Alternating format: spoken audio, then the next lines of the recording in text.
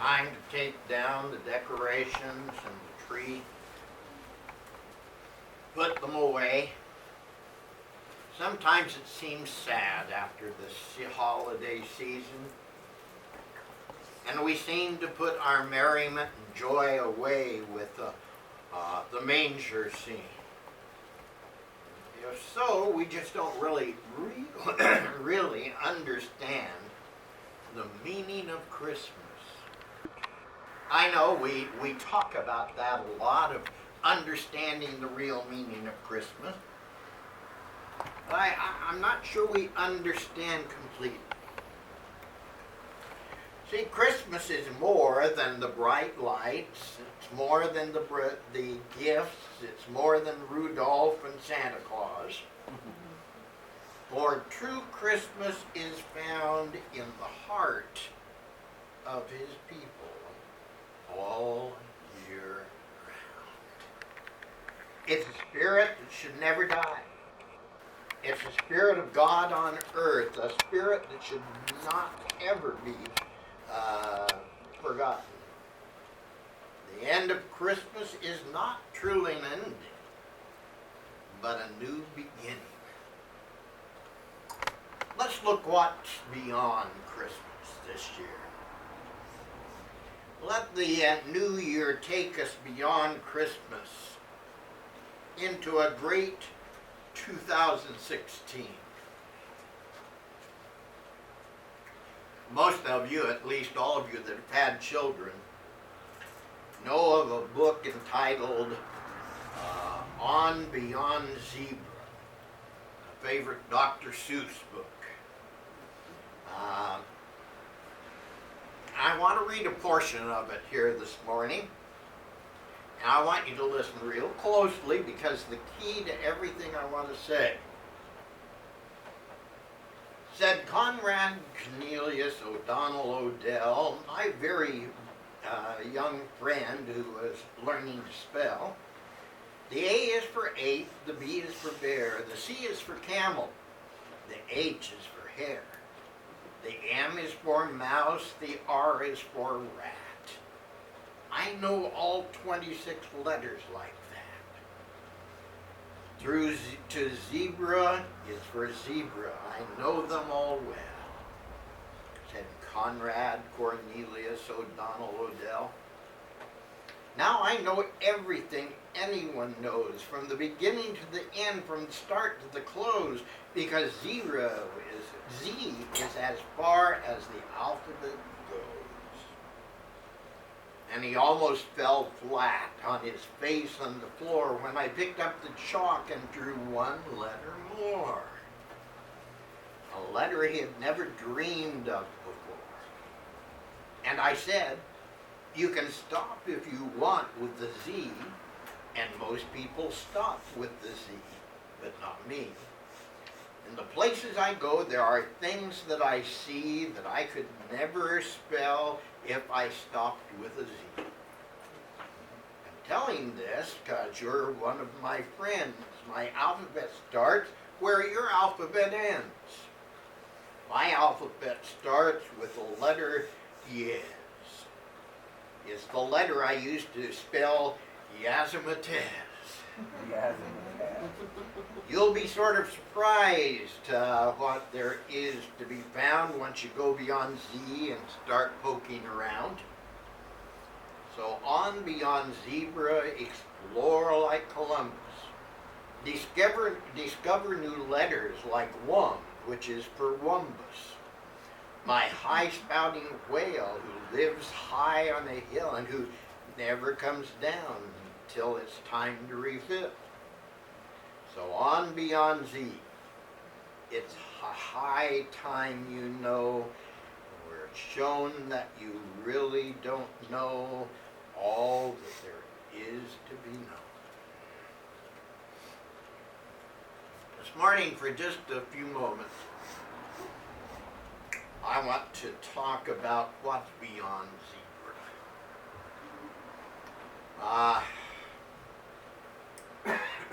That's where you're going to find Christmas. On the first Christmas, God added a new letter to our alphabet. In the the virgin birth. Why?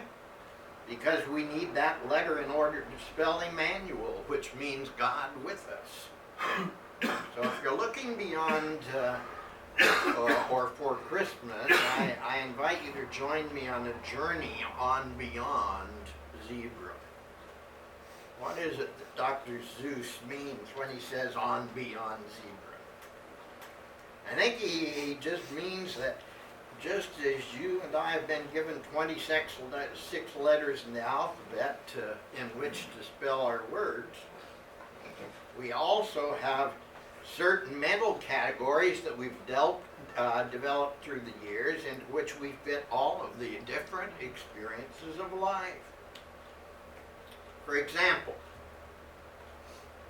we all have a category in our mind for dogs.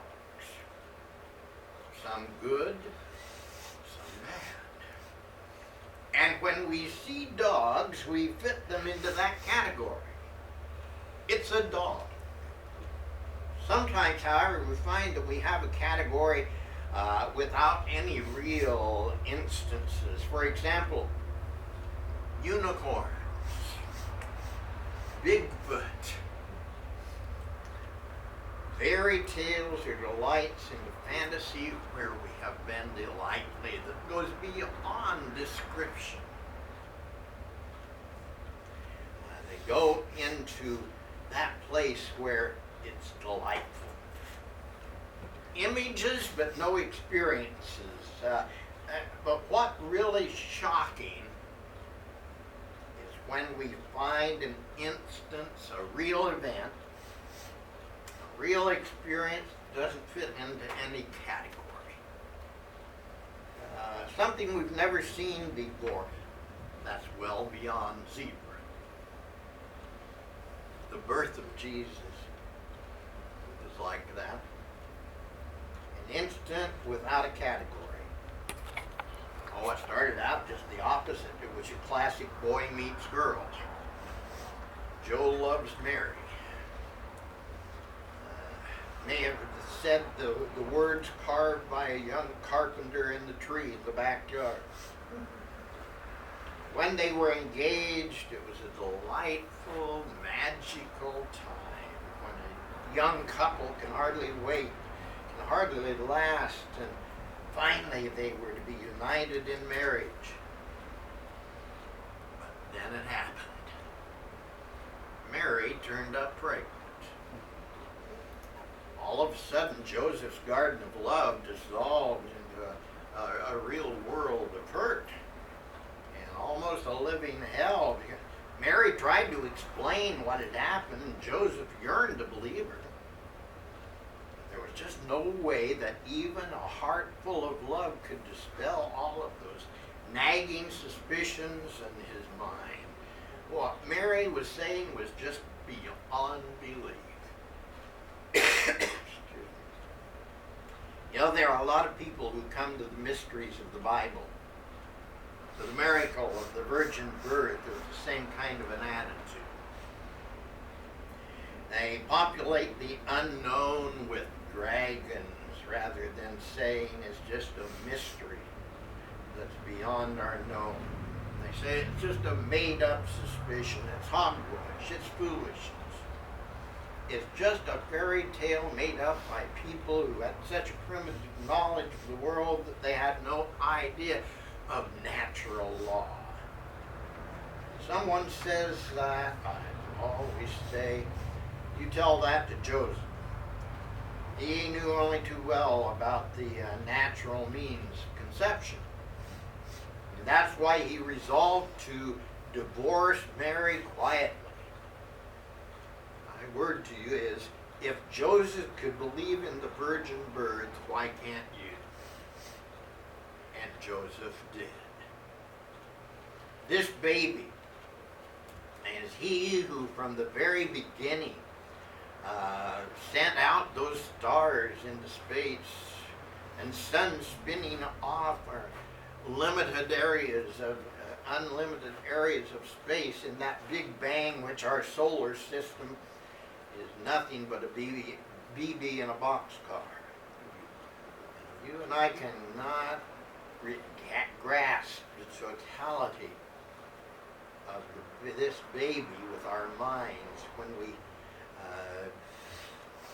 can take in the Milky Way and capture it in a thimble, or when we can put time in a bottle. The angel said Mary would give birth to an infinite infant. And sure enough, 9 months after a tiny stable, there contained something bigger than this whole big, vast, tragic world. God came in human flesh. That's the miracle of miracles. That's light years beyond zebra. What do you put into that category? It's also farther than many people are willing to go. And instead, when they come to the story of Jesus, they simply subsume him into a category that they've already known. And you can't put Jesus into any category. They pay him a compliment by saying Jesus is the very best in that category. For example, some people say Jesus is the greatest teacher that this world has ever known, and he is. And they say Jesus is the greatest moral example the world has ever known, and he is. But there's no point does Jesus ever escape the human category and become a class by himself, the unique God-man, and there's no category for that. We've never seen one of those before. This is exactly how many people reacted, how so many people reacted when they met Jesus. They ransacked the dictionary for words to describe him, and we've never found yet a word adequate to describe him. To meet Jesus is like burning your hands on a star. Everywhere he went, he moved in an atmosphere of wonder and astonishment. It's all true. Emmanuel, God with us, so much that he comes crawling to you on hands and knees as a baby. Charles Wesley once said, our God contracted to a span that is incomprehensible man. But it is available to anyone. Anyone that will step beyond zero. For you know you can't perfectly describe that gift of a God-man to this earth. Take a new letter for your alphabet this morning. For without the virgin birth, you cannot spell Emmanuel. Without Emmanuel, you cannot have Christmas.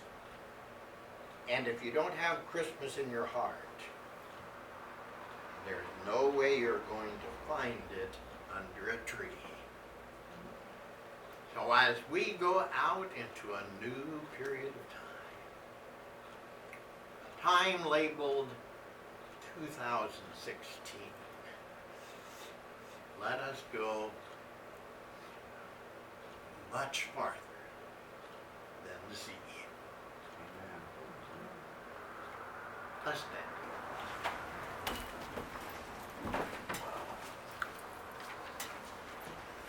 Our dear Heavenly Father, I thank you for the blessings you've given us. I thank you that we've got a bunch of friends here that gathered together today. I thank you for your love that's here.